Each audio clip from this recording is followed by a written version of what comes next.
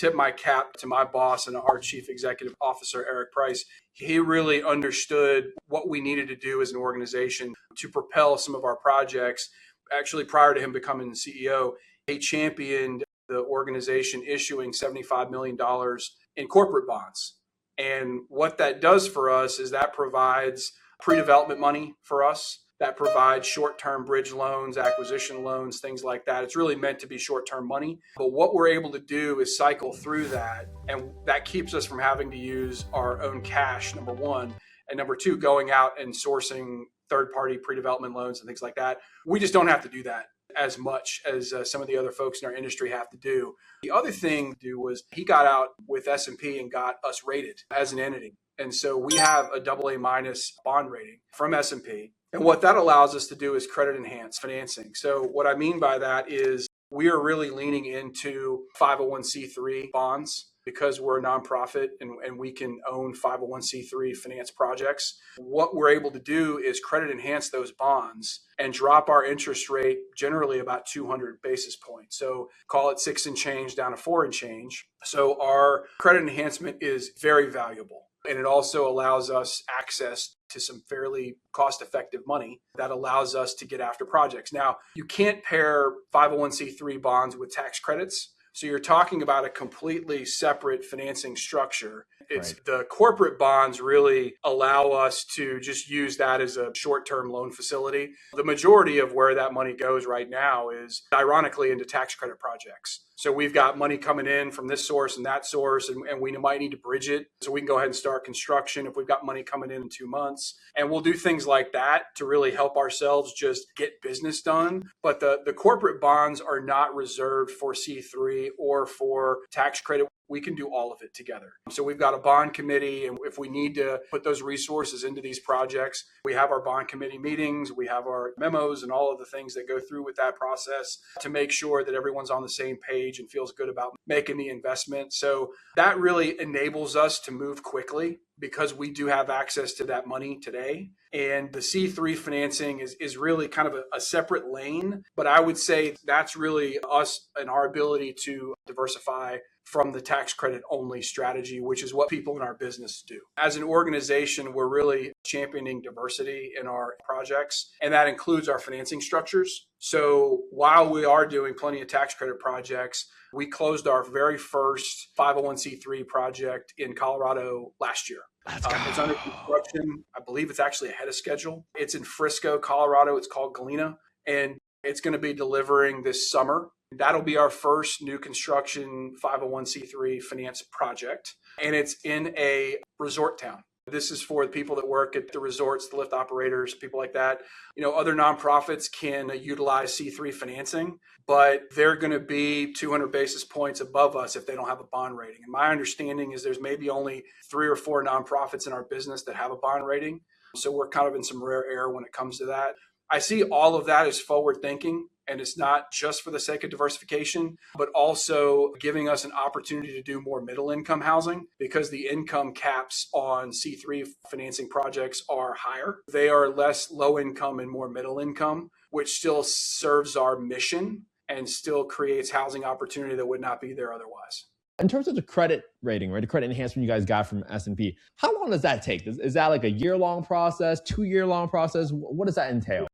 Okay, welcome to another episode of Affordable Housing and Real Estate Investing. Guys, I have Joe Weatherly today. He is the Chief Investment Officer of the NHP Foundation. And man, Joe has some stories to share today. NHP Foundation right now, they've been around for quite a while. They've invested over $3 billion in affordable housing preservation and development, over 8,000 units across 14 states. And today you get to hear from the man that is able to share the stories of when he got punched and he kept persevering. I'm just really pumped for this conversation because we have so much to learn today. And Joe, welcome to the podcast. How you doing today, man? I'm doing great. It's a beautiful day here in the District of Columbia. Nowhere else I'd want to be right now, Kent. Thank you for having me. Man, Joe, I've been really looking forward to this conversation because you shared some stories with me that just really touched my heart. And it really does remind me and all of us of why we're in this world of housing. And maybe let's start from the beginning. Sure. For people that don't know you, Joe, like, who is Joe? How did you get into this world of affordable housing in the first place? Well, I'll tell you, Kent, I got into this industry how most people get into it, and that is completely by accident. As long as I've been doing this, I'll be 24 years in about a month and a half. And so many great people that I've worked with and worked for over the years, they all have similar stories of how they got into this thing. For me, I went to college in the 90s, .com era, lots of stuff happening in the world of finance. I didn't know what I wanted to do.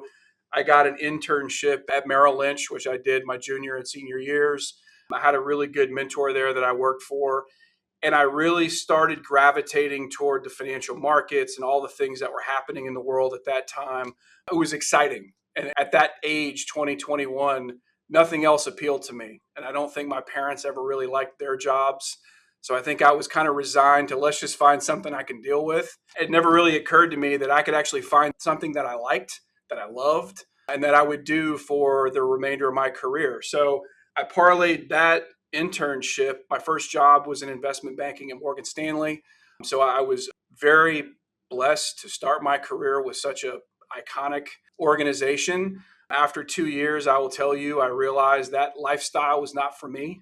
As much as I learned and as much as I was able to grow working there, I couldn't possibly repay them for everything that I learned being there.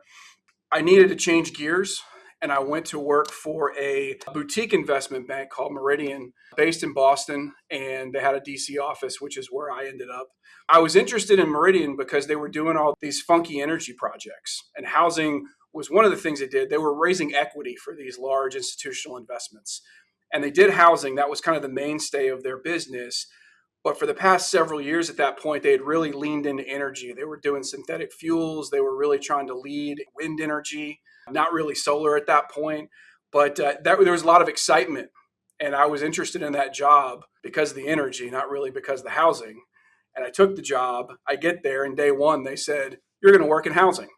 So I just bit the bullet and did it. And at the time, they were raising about $1 billion a year in equity for tax credit investments. They had a major client that they raised all their money for from institutional investors across the country, banks, insurance companies, et cetera. So I worked there for a few years, and I really got a taste of the business because I didn't know anything about tax credits. I didn't know anything about affordable housing.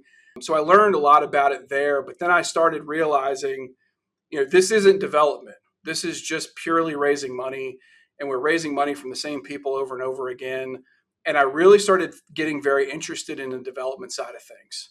How do these projects come together? Where are they? Who's the developer? How did it come about? Is it new construction? Is it rehab? We did some historic projects that I thought were great. We raised money for the original RCA building in Camden, New Jersey, where they built turntables at the turn of the century. And there were a lot of interesting projects that just held my attention and held my interest. And the more I read about development and the more I read in our prospectuses and things like that, I just really started gravitating toward that. So I made the decision to go work for a developer. I was still in my 20s and I didn't have any development experience. So I went to go work for a community-based developer in Arlington, Virginia called AHC, which I was there for many years. And that was really where I learned the majority of what I know about development. That really kicked it off. And they were able to give me at the time, I think when I went there, I was maybe 26, 27. And I found myself managing about $100 million in development after I'd been there for a few months. And while I look back and say maybe that was wholly irresponsible of them, we made it work. I made it work. And I'll tell you, Ken, I just threw myself into the job. I threw myself into the business. I had already been kind of around the business, but this is really hands-on stuff. This wasn't looking at spreadsheets and is Citibank going to invest in this fund? This wasn't that. This was, here's a site. What can we do with it? And at the time, I'll tell you, I had no idea how to do that. So I dove in, and the number one thing I did was I try to have some humility. I'm the new guy. I'm young. I need to learn from everyone. Yes. I need to put the ego aside, and I need to listen and keep my mouth shut and learn from these folks that were there. And I had some fantastic mentors there that had been in the business for a very long time. Very happy that one of the folks that I work with there actually works here now. He's actually sitting right on the other side of that wall right there. Someone that I learned an immense amount from. I was very, very happy to work with him for so long. And I really just threw myself into it. And it was, how do we do this? I knew nothing about construction. How do we build this? how do we design this? And then I started learning about QAPs and how tax credits are allocated. And in a lot of ways, I figured out it might not even matter what you want to do. What do you need to do to win the money, right? So I started learning how to work through that process and figure that out. And I did that by project managing several large projects for them. And look, there was a lot of mistakes that I made along the way. I'm not ashamed to say that. But none of it could be, everything I did could be reversed. Everything I did could be fixed. I think one of the biggest lessons I learned early on was when there's a problem, tell me today. You cannot tell Yes. me for months and months, but I'm going to find out. It's going to come back and it's going to be bigger and more expensive to fix. So some of my first lessons in development were really about communication and making sure everybody on my team knew what was going on. Because one, I'm still learning. I'm new at this. But two, I can't learn from folks if I'm not engaging them and I'm not listening to not just their opinions, but really seeing them as mentors and going to them and saying, how do we fix this? This is what I learned today. This is what's going on. How do we deal with this? And I learned an incredible amount working at AHC. Very proud of my time there. Ironically, I live in Arlington now and got together with some of the folks that I worked with 20 plus years ago, about a month ago. It's an incredible organization, and it was a very important place for me to launch my career. And from there, I'll say I kind of felt like I topped out. I felt like after I'd been there, I think I was there 8 years, and I felt like the next project I was going to do was a version of something I'd already done. And I wanted to start getting outside of Northern Virginia, DC area. How does this business work in other places? So that was really where I started. And I'm forever grateful for my opportunity to be there. I worked with some fantastic people that I still keep in contact with today. Some of the folks there are very close friends of mine. Can't say enough about my time there, really helping mold where I took off from. That was really my launching point. And Joe, let me kind of pause you there because you mentioned like you made some mistakes kind of early on in your career. And I think it's just Sure. so important for us to maybe this is a great time to bring it up because when you talk about the problems that you face, right? Can you give a little flavor for the Sure. folks that are listening? What kind of problems were they? Were they financing mistakes? Were they communication mistakes? Were they construction mistakes, right? As an Sure. example, give some flavor Yeah. on what the problems were and how'd you overcome them. Great question. So I had a pretty decent handle on the financing side. My issues were really more about construction because I did a couple of rehab projects out of the gate, which were not that difficult. The real issues came when we did new construction. And I can tell you something that comes to mind. We built a project in Arlington, it's a 100-unit project on Shirlington Road called the Shelton. That was my first new construction project that we designed from the ground up. And that was a really important time. I think I worked on that thing for 4 years. And one of the things that I didn't know anything about was infrastructure. And this is an older neighborhood. Arlington's an older county with aging infrastructures. And one of the things that we had to do was, and it was a new guideline in the county, was to put all the aerial utilities underground. Well, I didn't know what that meant, how to do it. And really, where my biggest misstep was understanding the ripple effect that has through the whole scope of the project, because you had to design what they call a duct bank, right? And that basically you're putting pipes under the ground that you can put the aerial utilities through. So then it's a cleaner look, right? Well, one of the other, so there was the design of it. How does it work? What does it do? What does it cost? It cost $2 million is what it cost. And that was in 2005. So today it's probably double that. The other side of that I didn't understand and our civil engineer had to explain to me is there is not another property in this neighborhood with utilities underground that we can tap into. So what we had to do was we basically had to extend to the next block. We had to go up to the next telephone pole is where they would bring them up.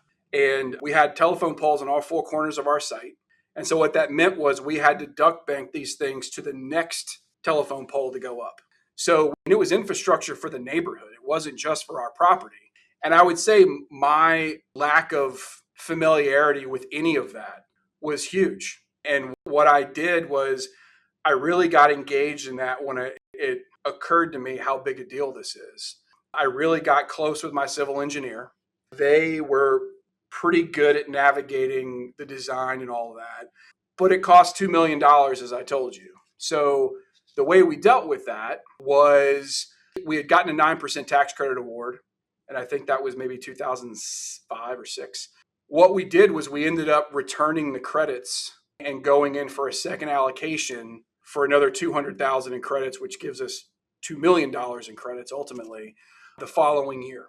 So we had to take a risk in getting the additional credits, and we were very fortunate to win those credits. So what we did with our investor was we basically swapped out, I think it was $1.2 million in credits for $1.4 million in credits. And what that did when you went through the final analysis was you got another $2 million in equity to the project. And that's what paid for the overage. For the people that don't understand what's going on, because 9% tax rates are very competitive. So the risk there was when you returned it, there was a chance you wouldn't win it again next year. Am I thinking about that risk correctly? You are, but logistically, and I don't think I said this maybe in sequence the right way, we held on to the $1.2 million in credits from the previous year until we found out about the $1.4 million, right? Because what we were going to have to do was we were going to go have to probably beg Arlington County for more money if we did not get the credits. So we were successful in getting the credits. Then we did the swap with our investor and brought in that extra equity. The limited partnership agreement had a provision for bringing in additional credits. So we were able to work that out with our investor and pay for that massive infrastructure duct bank project. That was really, I'll say, in all the stress that we had over the building, that duct bank was probably 80% of it. Probably 20% was the actual building. And we're talking about 100 units over a 2-level parking garage, which was also not an easy build. We also had to move a storm sewer that went through the site. We moved it around. That was like a $500,000 issue. But navigating a complicated project like that, fairly urban setting in Arlington with aging infrastructure and all of that, it was really a fantastic learning experience for me. Now, if you would have told me at the time, 20 plus years in the future, you're going to be talking about how much you learned from this and how much it really helped shape you, I would not believe you. But looking back, those early projects, a lot of them were pretty difficult. And what that did for me was that gave me a solid base to work from going forward. So the Shelton was really an important project for me. That infrastructure project was a massive, massive problem that we had to overcome and we had to deal with. So I had to learn about it and figure out how to fix it. And I didn't do that on my own, right? I had a great civil engineer. I had a great builder. Harkins Builders built that building. They were fantastic. AdTech was the civil engineer. And then I had all my mentors around me that were helping me navigate all of this. I was absolutely not on my own. But that's a great example very early in my career of I didn't know what to do. I didn't know how to deal with it. I didn't know how to navigate it. So I just started grabbing everybody I could and figuring it out. And I think that's so inspirational, Joe, because I think so many times people would never even take the first step because they would say like, what if I start digging and I find something wrong? Or what if I forget something? And this was a great example of how, one, you just find out things that, all of a sudden I got to put in the infrastructure for the entire neighborhood, undergrounding all the utilities, and I was $2 million short. How do I possibly recover from this? And I think it shows that you have to surround yourself with the right team. And two, you have to have a perseverance, a level of grit that you tell yourself like, hey, we're going to figure this out. And most importantly, you're not alone. I think that's so important because I can't imagine. I've been knee deep in spreadsheets before where I was like, man, I can't believe I missed $2 million in this little cell right here. And that's going to cause that much problem. And that could be really lonely. But I think that's why I'm so grateful for you coming onto the podcast today, Joe, because you can tell these real life stories. Because someone out there, honestly, I guarantee there's at least one project out there where someone missed a 7-figure item on their line item and they're like, oh my goodness, how do I possibly recover from this? Because maybe I can't go on and get more tax credits anymore because it is what it is. And that's really hard. Thank you, Joe. Thanks for sharing that. Absolutely. And Joe, so let's kind of fast forward a little bit, right? Then you spent more time, I think, in St. Louis a little bit, but I want to hear from you because you just showed me a story about perseverance, right? Where you could have given up. It's like, oh no, I should probably quit. I just caused a $2 million mistake. I should probably quit. But what keeps you going? Is there a story of someone that you've helped in affordable housing that really resonates with you, that kind of helps you keep going when it get hard? Well, Ken, I'll actually stick with the same property that we had the utility issue on. There was a point halfway through pre-development process, where I used to stay in the office pretty late. That was pre-work from home. We didn't have laptops back then. I had the giant desktop and the big CRT monitor and all that still. So it was the olden days. So if you wanted to get work done, you really stayed late or came in early or both in my case. I was in the office late one night, later. It was probably 6:30, whatever it was. And my phone rings, and it was an individual that was calling because they heard about this property because it was under construction, and they saw the sign out front of what was coming and who was developing it. And so she found our phone number, and I guess she just worked our phone tree until somebody answered the phone. And it happened to be the guy that was overseeing the development for the site. And she calls me, and she was very nice. And she says, "Look, you don't know me, but I want to be the first person that moves into that building." And it just kind of caught me off guard. I don't know what I was staying late working on, but it just kind of, I hadn't gotten a phone call like that before.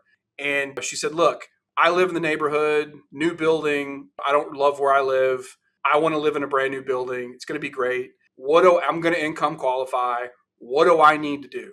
So we were not far enough along yet to have her on the wait list. I don't think the wait list started until maybe 6 months before we were done, something like that. So I told her, thinking back, I can't believe I said this, but I said, "Look, you keep calling me and we'll keep talking. And when our wait list is open, I'll make sure you get on it. And I'll make sure you're the first person on it." So fast forward a few months, wait list opens up, and I tell our property management company, "I got your number one person right here. She can't wait to move in. Call her." So they get her on the wait list, and I just kind of went along with my day. I kind of went along with the project, focused on the utility issues and delivering the building on time and all that kind of thing. I had honestly kind of forgotten about this person. I was just passing her along and trying to be a nice guy. And fast forward to probably a year and a half later, maybe even 2 years later, the property is done. We delayed the grand opening because we wanted to do it in the spring because there was a really nice courtyard, and we wanted the event because we're going to have politicians there and things like that, all of our financial partners and the residents. We wanted to have the trees blooming and all that kind of stuff there. So everybody that was on the program got up and kind of said their speech, and it was, I don't know, 30-minute program. And I think I may have gone last, and I get up and I talk about challenges and how this all ended up, despite the challenges, it ended up being a great building. And it just happened to be a perfect day and a great event, very well attended. And when I get done at the microphone, I walk over, and my wife is standing with this lady. And this woman says, she introduced herself, and she says, "I'm the person that called you 2 years ago that wanted to be the first one to move into this building." And I was. So I thought that was great. She came up, introduced herself. We had a great conversation. But in that conversation, I learned a few things. The first thing I learned was not only did she want to live in a brand new building, not only was she right, she income qualified, all those types of things. The best elementary school in Arlington County is across the street. It's Drew Elementary School, and I believe it's a magnet school. And it may be a STEM school as well, which was kind of a newer thing back then. She wanted her kids to go there. And moving into our building, it was literally right across the street. And so not only was it, she was able to stay in her neighborhood, she was able to walk to work, her kids could go to the best elementary school in the county. And that's what drove her to live there. And I will tell you, just from a personal standpoint, in that moment, it was a bit of a lightning bolt for me that we get so wrapped up in spreadsheets and all these things. This was a real person whose life we were making better. By building this building, she was the first person in there. And her being able to live there gave her so much, not just for her, but for her family. I believe she had 3 young boys. And that was the first time I really understood the gravity of the work that we do touching someone's life. And not just giving them a place to live. This was not just shelter. This was her life. This was the future for her children. This was all of this rolled into one, and it all worked out. And that was the first time, I think, in my career at that point where I really understood the gravity of how we touch people and what we do for people. It's not just a roof over your head. It's all the other things that come with it. It's your life. And I got to tell you, that one always sticks with me because that was the first one. And having been at this almost 24 years now, I think about how many other people there are like that I haven't talked to, that I haven't met, whose work, not just me, but everybody up and down this hall and other places I've worked. That's what we do for people in this business. And I say that's a heck of a way to make a living. That is, oh my gosh, if you're not inspired by that story, I don't know what will. And it's stories like that, and I totally relate. And thank you for helping me debunk the myths. Because sometimes when people think about affordable housing, they think it's like guns and drugs and drama. And it's a hardworking mom, just like the one that you helped, trying to get her kids to a much better neighborhood with a school across the street. Because I literally lived in an affordable housing rental across the street. And had I not lived there across the street, I got to walk myself to school in second grade because it was right across the street. And if you don't have childcare and you can't afford childcare, sometimes it's so hard for you to ever get out of the hole if you can't even find childcare nor afford childcare when you're trying your best. And Joe, that was such a humanizing moment, and it just reminds me of us all of like, this is why we get into it. We push through those That's right. tough long nights because we know on the other end of that is a family waiting for that unit, trying to make a better future for their family.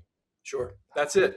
Well, Joe, let's fast forward a little bit because now we talked about some of the problems you face. We've talked about the people that you've helped, but everyone's like, okay, well, this sounds great and all, but like, how do we actually make it happen? And over the last couple of years, I've just heard more and more from more and more people talk about how hard it is to build, how there's no innovation. And I'm kind of curious from you on your perspective, like how are you approaching things a little bit different? Because there's only so much we can do with low-income housing tax credits. That might not be enough. What else are you doing with NHP Foundation that you can share with the audience today? Absolutely. Well, the first thing I would tell you is this is a tremendous organization. I had the honor of joining in September, so I have not been here very long just yet, about 6 months. But I will tell you, this is a very forward-thinking organization.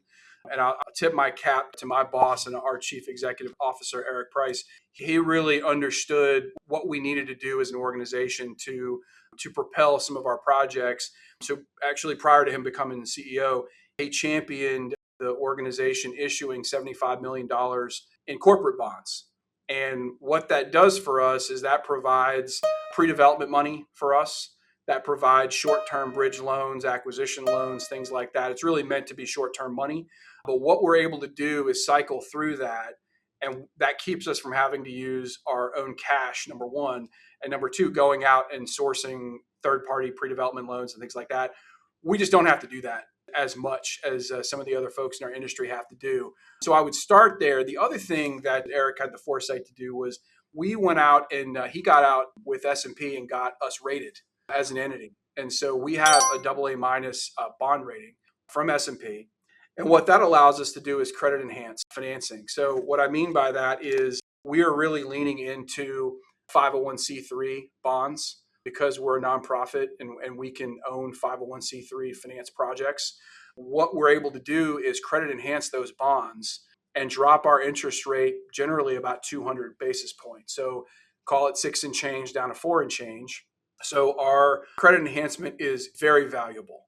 It's very valuable, and it also allows us access to some fairly cost-effective money that allows us to get after projects. Now, you can't pair 501c3 bonds with tax credits. So you're talking about a completely separate financing structure. As an organization, we're really championing diversity in our projects, and that includes our financing structures. So while we are doing plenty of tax credit projects, we closed our very first 501c3 project in Colorado last year. It's under construction. I believe it's actually ahead of schedule, which is nice. It's in Frisco, Colorado. It's called Galena, and it's going to be delivering this summer. And that'll be our first new construction 501c3 finance project.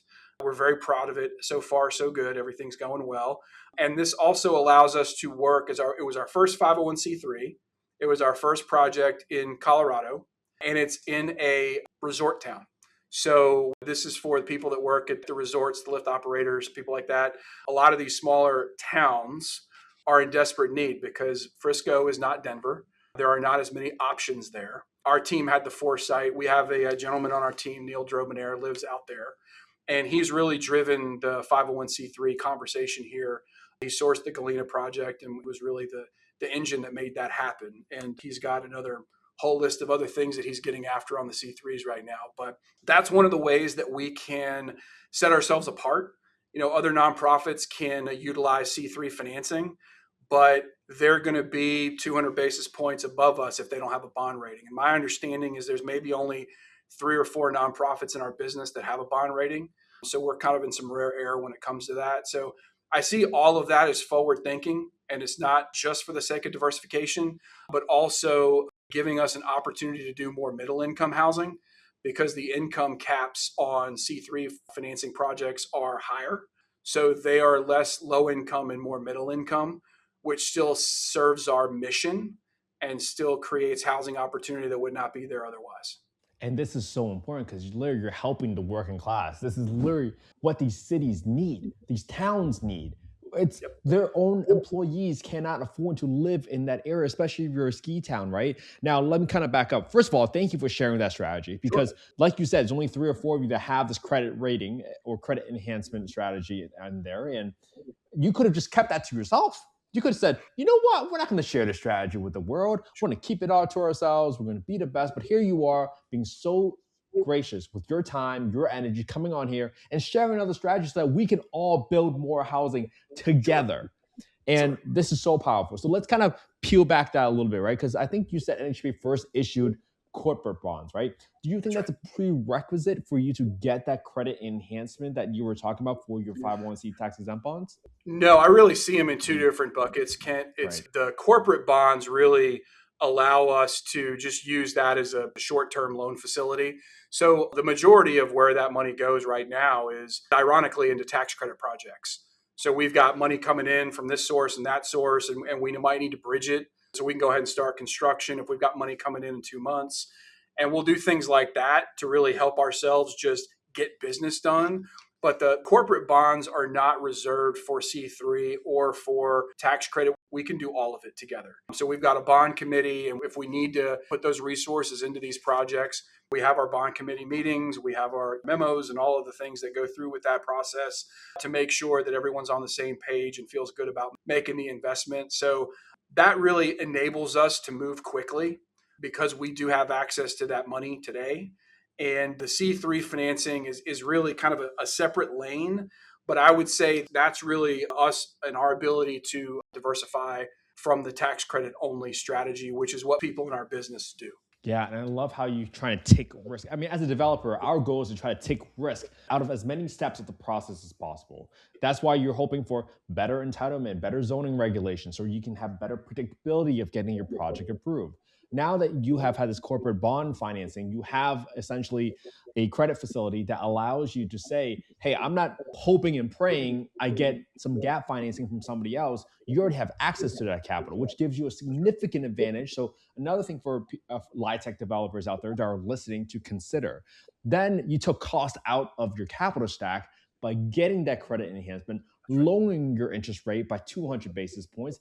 That's huge. And even better for your investors because now their interest income on those bonds are exempt from income taxes, which is huge, especially for people that are trying to make an impact with their time, their energy, and literally their liquidity. This is a great investment. Again, we're not soliciting any investments on this call. This is not investment advice. Talk to your own advisors, talk to your own CPAs, but I am just simply sharing the strategies associated with this. Now, it sounds all gravy, right? What are the cons of going after 501c3 bonds, right? Because I know you can go very high on the leverage here. Sure. And that's it, right? First of all, they're not, I'll say, cheap transactions because you have a lot of counsel and things like that. I still think they're cheaper than a tax credit, especially a 4% project with bond counsel and everything else. You have to be careful with the leverage amount because you can leverage up to 100%, but you also want to be careful because if your operating expenses are higher, because utility costs are going up, or a few years ago when insurance skyrocketed and things like that can happen, all of a sudden you find yourself upside down and then now we have to feed it. So even if you can finance at 100%, you still want to have plenty of cash flow there in case your underwriting is incorrect, conditions change, and you've got to have some cushion there to make sure that you're not too aggressive and then have to come out of pocket, because there's a lot of properties in our business where that happens. And specifically has happened recently with insurance, and now utilities are becoming a bigger problem. So we've just got to manage that and be smart about it and not over lever. And look, I'll tell you, we've said no to some projects recently, and some of them were because they were too big. There was a development opportunity that was brought to us by a really good co-developer that we're working with on another project. And the nature of the project required, I believe it was $178 million worth of C3 bonds to make it go.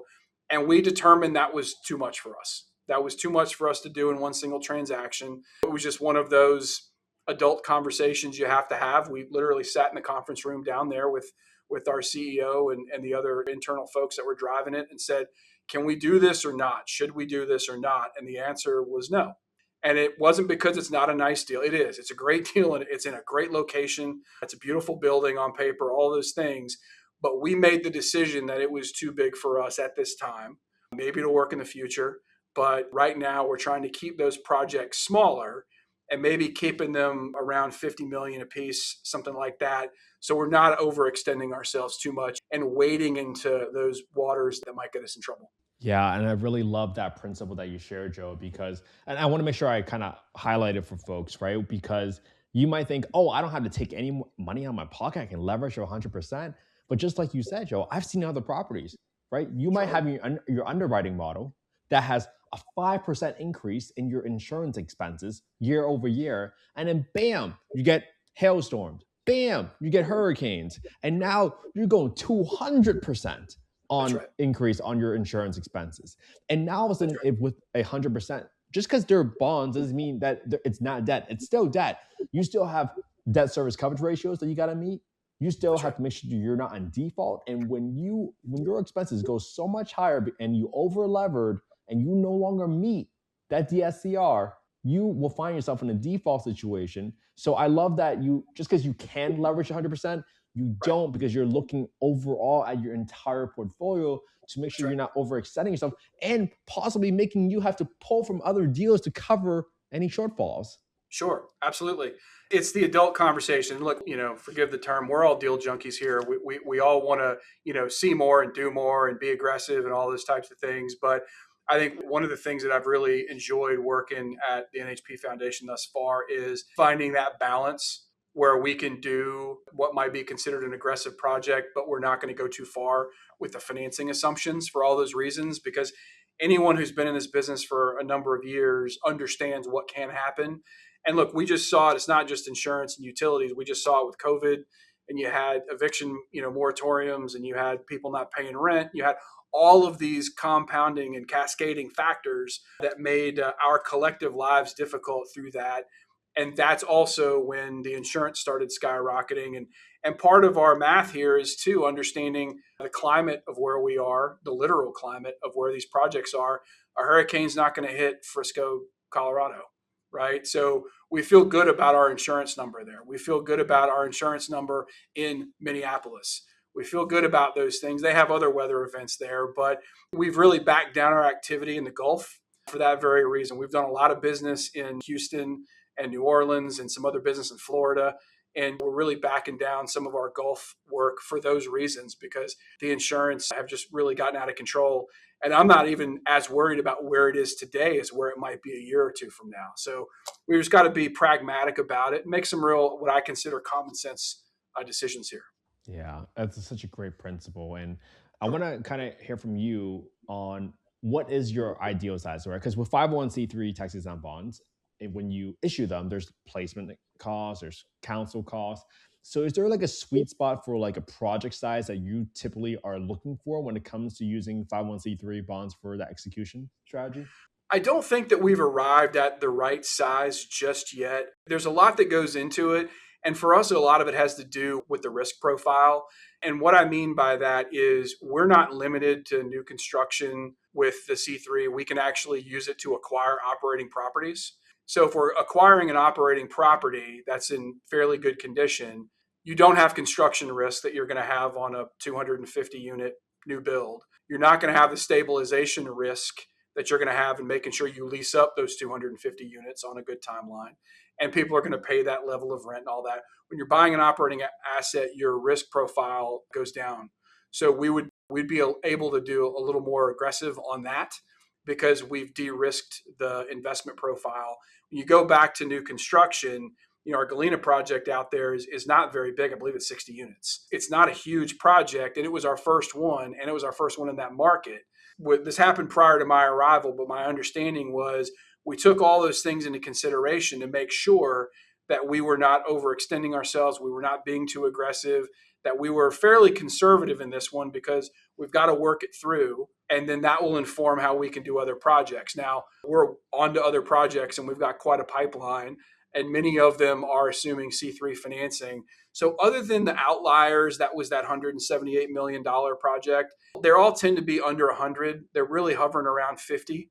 And that seems to be a comfortable spot for us yet. Whether or not it's a sweet spot, talk to me in a year. But I think that sounds about right. And the other thing in our business too, on new construction projects, and this goes for all of our peers in the industry, if it's a really big project, you can tend to phase it. You can phase these buildings and not put all your risk in one building. If it's like a campus project or we're about to start a redevelopment in Nashville, Tennessee, that's going to be potentially up to 2,000 units of new construction, redeveloping the old Napier Sudicum property there. And that's one that's going to be broken into phases.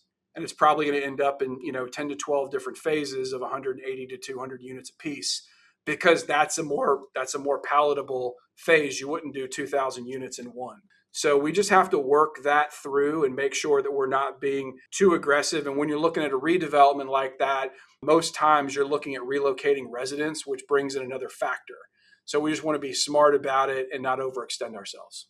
Yeah, and that makes so much sense. And I think for some folks, when they think about bonds, right, it's not like a traditional loan where you pay interest as you draw. That's what for new construction projects, if you're not phasing it correctly. I mean, when you issue all those bonds and you issue like a $50 million bond offering for 200 units, and all of a sudden you're paying interest on the entire stack on day one, that Right. makes it really expensive and a little bit more difficult for you to recuperate those interest expenses. So That's right. learning how to phase is so important because you don't Yes. want to incur all that interest on day one, but you got to balance with the issuance costs and everything. So That's right. I think I really love how you kind of hit on all the different issues associated with it. In terms of the credit rating, right, the credit enhancement you guys got from S&P, how long does that take? Is that like a year-long process, 2-year-long process? What does that entail? I What don't. are your I don't. thoughts? I think it was a couple of months. It predates my time here, but I think it's a few month process because look, S&P does this, and they come in and they what we call kick the tires. They're doing their diligence on us, just like we do diligence on our development projects and acquisition targets. They came in and kicked our tires and got into our audits and did all of those things to make sure they understood the overall health of the organization and are we credit worthy. Clearly we are. And then at what level? So they assigned us the AA minus, which is really important to us. That's investment grade. And that allows us to sell. And on the Colorado project, I believe we got 30 or so bids on our bonds through our investment banker. So we were not hurting for placement. And hopefully the others that are coming up will get a similar response. But it was not just the quality of the development project, the location, who it's going to serve, but it also flowed back to us. And are we going to be able to backstop these bond payments despite how the project's do? And at the end of the day, the buck stops with us. And we have to be able to make those payments to the bondholders, whether the property is doing well or not. And I think that's just so important for everyone to understand. I mean, everything that NHP Foundation has done to date helped them get that credit rating, right? So even if you think you're not ready today, this is why brand and reputation matters so much. How you treat other people today, how you take care of your projects today will inevitably affect your ability to get more competitive financing in the future. And I think Yep. people need to really heed that advice because I think you can't just give up on the project. That's right. People will evaluate on what you do when things get hard. And did you meet that moment or not? And that Yes. ultimately carries into something that's translatable into a cell on your Excel model in the form of an interest rate calculation. That's right. That's right. Absolutely. Oh, Joe. All right. I want to get into the next step about How does NHP Foundation now partner with cities or sellers, or as you continue to expand and build more projects, right? Because I'm really interested to hear from you on what do you still see as working right now? Like what's working? How are cities still working with a developer like NHP Foundation to Sure. incentivize or support development of more units? Sure. Well, the first thing I would say is last year we went to a regional model. We basically divided up our development teams, and we have 3 regions of the country that we cover.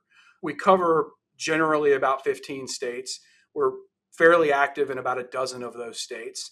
And the reason we went to the regional model is a philosophy that I really agree with. In the last couple of development companies I've worked with work this way as well. A lot of what we do is relationship based, and you have to show up. You have to be there, right? So going back to the Colorado example, that worked because we have one of our senior VPs there. Neil's there. We're not parachuting in from here and showing up 1,900 miles away and trying to act like we're local, because we're not, right? It's really hard to work nationally. It's really hard to work in many different markets, which is why we're specializing and we're having the right people. We're actually in the process right now of adding some people to our staff. We just found out, I don't know, 2 hours ago that we have someone new joining our Colorado team, which is great. So we're starting to invest in staff for these regions where we have more work to do. But what that does for us as an organization is allows us to grow roots in the markets we want to be in.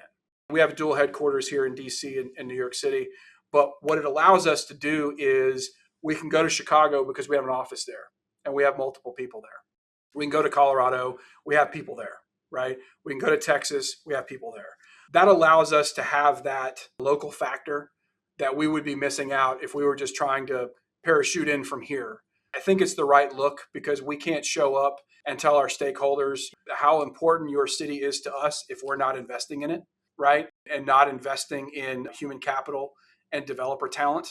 And it's one thing if you're in Houston and you're working in Austin, that's one thing. But if you're from New York City and trying to parachute into Austin, that's a very different calculus. So we try to be smart about it. It's still a new setup for us, so we're still working out the kinks.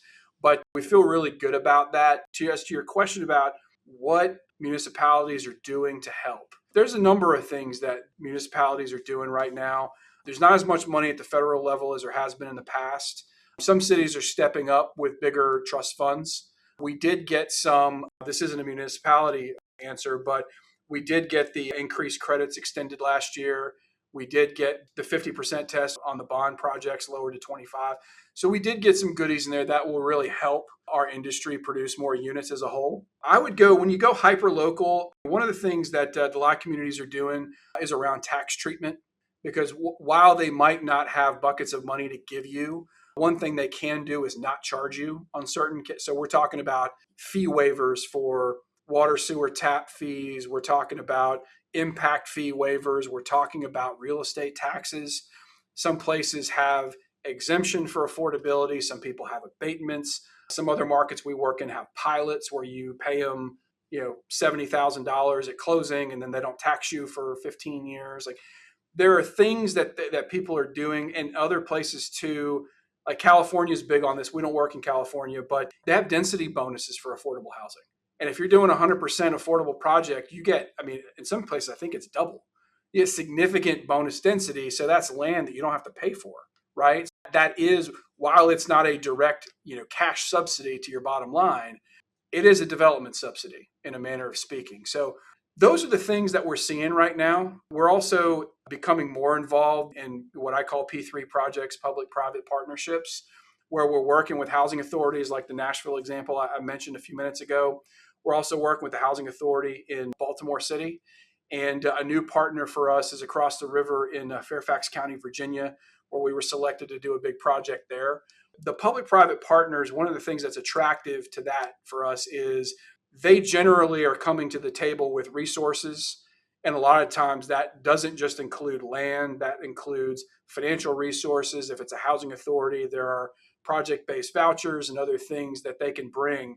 I would also add that they bring politics. If there are other local money, a lot of times the public-private partnership projects attract more local dollars than if Joe and Kent want to just go do an affordable spec project. They want to work on their own infrastructure with their housing authority. So that's not something that's kind of a scientific calculation, but we see that in a lot of the communities that we work in is they want their local dollars to go into municipally backed projects. So we are right now, I'll say, veering a little more into the public-private partnership model for the sake of diversification. Yeah, and I like there's so many things I want to peel back from there because I want people to Sure. understand, right? Let me go back to, first of all, when you said, hey, the 50% test for 4% tax credits went from 50% to 25%. I want to keep Sure. the conversation very balanced, right? So can you explain to people why is that a benefit when they went from a 50% test to a 25% on a 4% tax credit deals? Sure, absolutely. So the 50% test, what it really means is you're looking at eligible basis plus land needs to be 50% of your total cost. In a lot of cases, what you end up having to do is over leverage the project, right? So what you do is you'll issue more bonds to meet the IRS than you need. And until when it was still 50%, the calculation was larger. So you would have to issue more bonds, which costs more money, not just in issuing fees, but also interest through construction. And then at some point, when you pay that down, you kind of resize it to a permanent loan. And what happens there is the gap between construction financing and perm financing, those are bonds that could finance another project, right? Some people use the term burn the bonds. I don't use that term, but you do use them for, a finite amount of time that might be 18, 24 months, whatever. And then you pay them down, and that's a resource that could have gone to another project. So what it means, going back to your question, when that calculation goes from 50% to 25%, now the amount of debt that you can issue, the private activity bonds, is less. So there's more bond cap to go around. There's more volume cap in a given state that can fund more projects. So in the past several years, when people were really leaning into the 4% projects, a lot of states, I would say maybe half or maybe even most of the states, bonds were competitive. And for so many years of my career, that was just kind of a laughable idea that you had to hope to get bonds. You had to hope to get 9% credits, but you didn't have to hope to get fours. And then all of a sudden, and in states like Texas, you're oversubscribed, California, these bigger states, they're oversubscribed 3-4 to 1. And so what this does is it reels that calculation back in. So our project doesn't need to issue as much debt. So your project has a better chance of getting funded. So that's a great thing for the industry, right? Especially as cost, because what was going on is the costs of the projects were going up, right? Construction costs going up, land going up, operating expenses, everything was getting more expensive, but the bond rules weren't changing. So other than when the 4% was locked a few years ago, because it used to float, that was a huge boon to the industry, was to draw it back to 25%. So you try to pair those types of incentives with the pilots, the tax abatements, the other things. They have a public facilities corporations in states like Texas where they can give exemptions, things like that. You try to cobble these things together because one of the big challenges in our industry is you're trying to solve for a moving target. Your construction costs fluctuate, your interest rates fluctuate, your tax credit pricing fluctuates, even your politics fluctuate depending on where you are, right? And what you're doing is you're trying to pin this down. You're trying to get to a point where you make it all fit in the box and work. And it's very difficult, but that's really what our business is about. And I think that's just such a great example of one, they're moving in the right direction at least, but then you're not stopping there, right? You're looking for public private partnerships where, hey, maybe we get our property taxes abated, right? That helps lower operating costs, that lowers our operating risk over time because our ability to pay the underlying debt goes higher with a lower expense. And you Absolutely. kind of brought up a few more things, right? About working with housing authorities. There are housing authorities that listen to our podcast. There are housing authorities that come on podcasts. For those housing authorities that maybe not have been educated as well about how to partner with a nonprofit developer, like how else can they partner with a housing authority, or how else do you partner with housing authorities? Do you, besides Sure. for like project-based vouchers, et cetera? So there's a number of ways to do it. So one of the things that I like about working with housing authorities, and I've done many projects with and many projects without, I would say the number one reason I like working with housing authorities is public housing generally was, started to be built 50s, 60s, 70s. It's past its useful life. A lot of it was put in specific neighborhoods for specific reasons. And we have the ability as an affordable developer to fix those problems, right? We have the ability to go through and say, this barracks style box that's been here since the late 60s, it can be something else, right?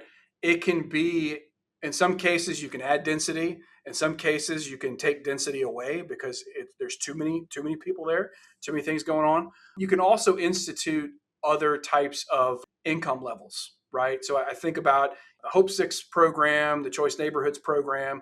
Those were incentives by HUD. Those programs are incentives to deconcentrate poverty, right? So what you do is instead of having, call it 100-unit property that's all Section 9 ACC public housing, you can now develop it into 250, 300 units, and you replace those units, right? You replace those public housing units, but now you can layer in unrestricted market units.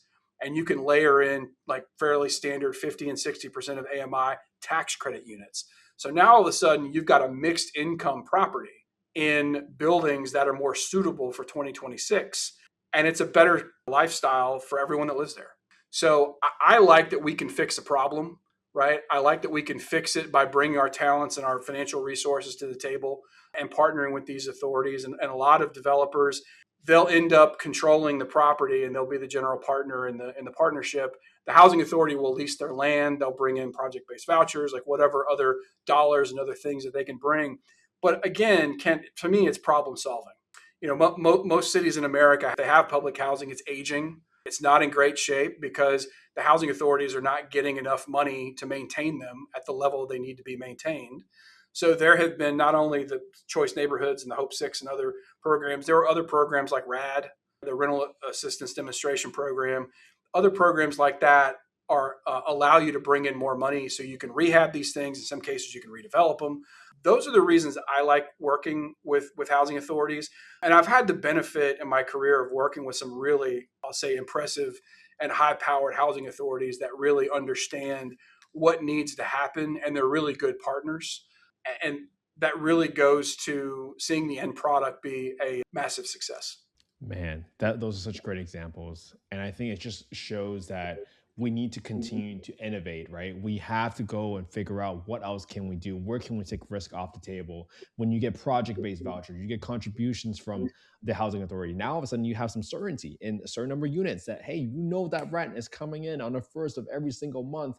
And that makes even your lenders, right, a little bit more comfortable with the entire process. Yep, that's right. So, Joe, I know we're getting to time, but I kind of want to maybe end this with one more question. And the genesis behind this question is that when I started this podcast 3 years ago, Joe, people have always said, Kent, you're never going to be able to solve this problem. You're never going to be able to get affordable housing for everybody. And I always said, I beg to differ. There's only a matter of time before we get enough pieces to the puzzle.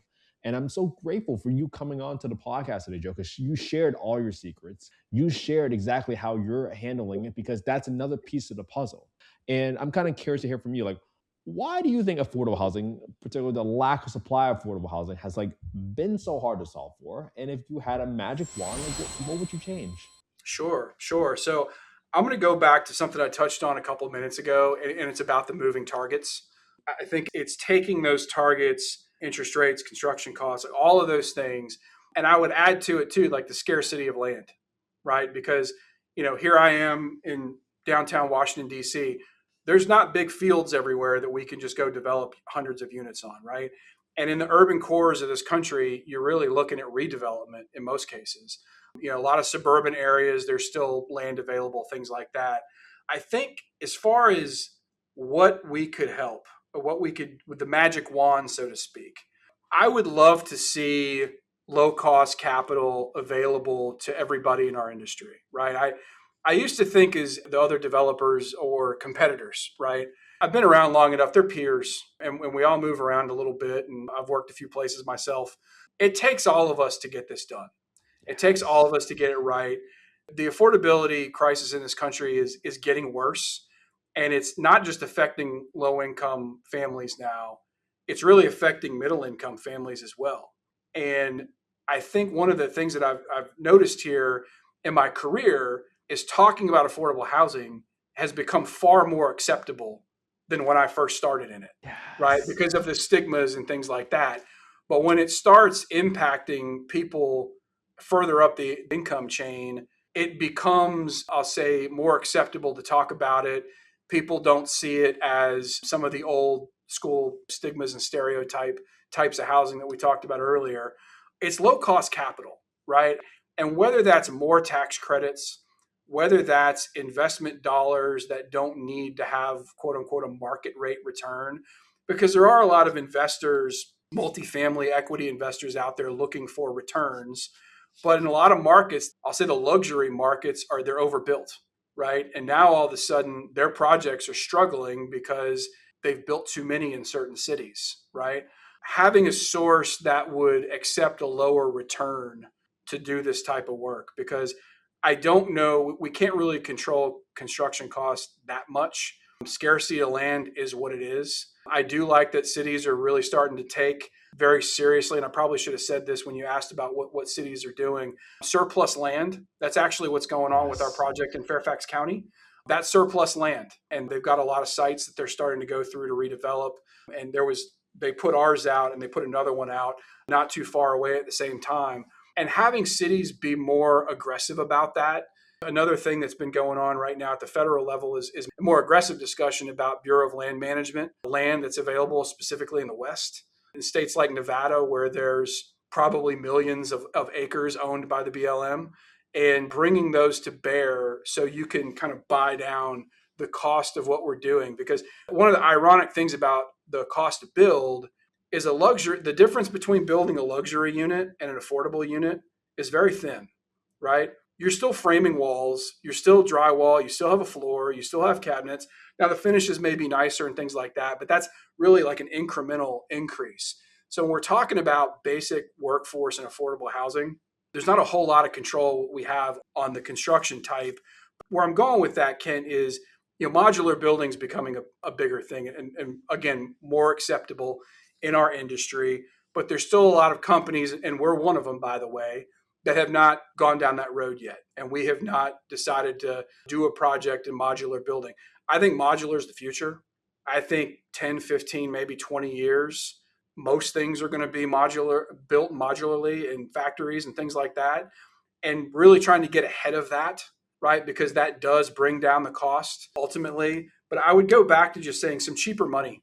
And whether that's 4% or more credit dollars at the low income side, more equity dollars that don't need to have a 25% return, they can get by with a 12% return or whatever, that's going to make the dollars go further, because we can't control interest rates and we can't control politics and things like that. So it's the big trust fund, I guess, is what we'd call it. And I mean, hey, when it comes to the stuff, I mean, I've talked to so many folks where you really need patient capital. You need capital that's flexible, and understanding that there is a level of complexity to this that usually might take a little bit more time.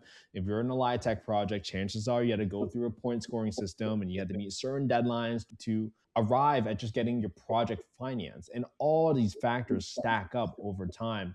So I love how you kind of just boil it down to cost of capital, because once you solve one piece at a time, you continue to solve other parts. Like you said, modular housing, right? Heard about modular housing, but does that theory actually come to fruition, right? Or is it just a good in theory, but then all of a sudden, when you have modular manufacturers that rely on a developer's upfront deposit to make their project work, but then they don't, because they're not to scale yet. Sure. Now all of a sudden they run out of capital, and they can't keep the doors open because they ran out of capital, because the development projects get delayed, which I have never heard of a development project being on time, on budget to the penny. I have never heard of that before. So it's just these things always stack up. And again, Joe, I'm so glad you came on the podcast today, because without folks like you, I would have never had the home I grew up in. And I'm so grateful for you coming on, man. You have shared so much information today. I cannot wait for you to come back on the podcast and talk about the Galena project and how it turned out, because that will be a full circle moment when that happens. That would be so freaking cool. And so, Joe, for people that want to find out more about the NHP Foundation, or they want to partner with you, or if they're a city or a housing authority or they're a landowner, right, how can they get in touch with you and your team? Sure. Go to our website, nhpfoundation.org. You can get in touch with us there. You are welcome to reach out to me. You're welcome to reach out to any of our senior vice presidents that help me run the country. And they're kind of strategically based all over the place. All of our contact information is on there. So we are more than happy to have those conversations. We're always looking for good partnerships. I'll tell you, Kent, the next time you have me on, I want to talk more about the human side of this because Yes. there are organizations like part of our organization here called Operation Pathways, and they do the resident services and they deal with permanent supportive housing and they deal with after school programs and all of those types of things that are beyond the sticks and bricks and the financing and the interest rates and everything else we've been talking about.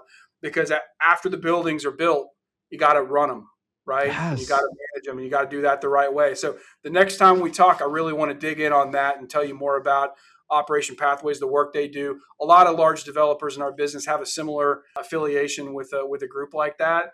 And that really helps with the human side of things once the buildings are put into place. It's really important. That's a great point, Joe. And we'll do that before even that project comes on because I would love to kind of cover that topic because a lot of times, sometimes people think you just build it, you set it, and you forget it. And that's not even close. That's when the work starts. You got to deliver on your numbers. You got to make sure things are being taken care of because those are just like to the private business world, those are your customers that are living in those units. You got to take care of them because if you don't, your vacancy goes up and now all of a sudden you find yourself in default again. So it's really where the rubber meets the road. And I can't wait to kind of bring you on and talk about that subject, Joe. Man, Anytime. Joe, this has been so good. Thank you so much for coming on today. Of course. All right, Thanks for having me. and we are out.